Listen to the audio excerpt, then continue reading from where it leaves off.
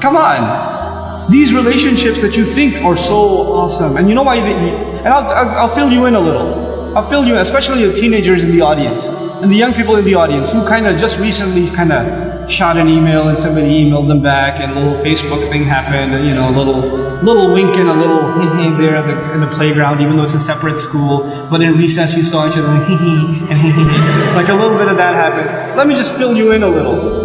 All of this is a product of low self-esteem. You think you're ugly. So if a guy thinks you're cute, you're like, really? I'm beautiful? You have low self-esteem. You think nobody's gonna like you, nobody's gonna want to marry you, and all of that stuff. And on the other hand, the guy, we don't have good friendships and good relationships, and we're looking for something. And most of the guys, I don't have to tell you what's going on in your head. You and I have ijma' on this issue. The things that go on in our head. There's no reason for me to explain all of that to you. But just because you have raging hormones and you're like daydreaming about girls and things like that, it doesn't mean that you're in love. It just means that you haven't controlled your temptations yet. And you're ruining somebody's life. You're ruining an entire family. You realize what you're doing? And you call it love? You tell me if she was like 50 pounds fatter, you still be in love? Because she's the same person, same ruh inside her jasad, right? If she was a burn victim or something, her hand burnt off, or her ear was missing, you still be in love? Or you find somebody else to love all of a sudden? And if you can't answer that question honestly, then come on, you're not in love, you're just hormonal. That's all you are, This is what we've done to relationships that are supposed to be beautiful. Marriage is supposed to be a beautiful relationship. It's supposed to be a lifelong relationship.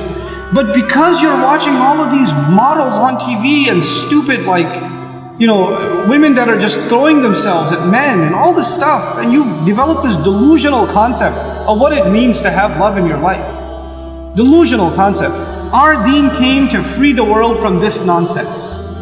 To free it, because we have a more mature understanding of what it means to have love in your life. To have. I'm not saying you shouldn't marry someone you like. You should.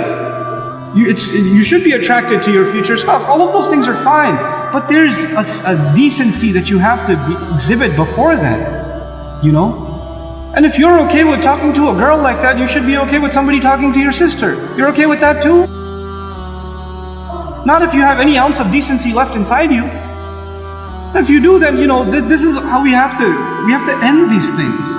And if you've been in that kind of relationship, or you're in one of those relationships right now, nobody knows. Only Allah knows and you know. Don't raise your hand, please.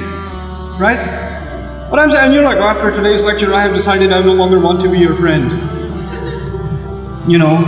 Don't even write that, because even then you're looking for a response. You're kidding yourself.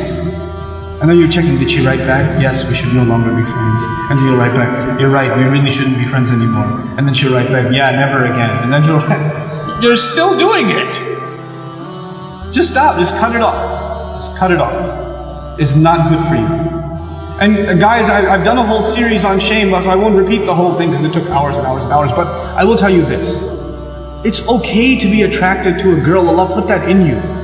You're not evil for finding a girl beautiful. It's not haram for you to feel that way. You have to control it though. You have to control yourself. Our deen teaches us self-control. And if you cannot exhibit self-control in one aspect of your life, you'll lose self-control in other aspects of your life. Same thing for you. Same thing for you. Control yourself. Control your giggle. Control your overly friendly demeanor in certain situations.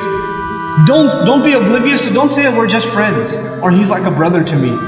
If he ain't your brother, he ain't your brother. That's it. That's it. Either he's your brother, you share a mom, or he's not. And that's the end of it.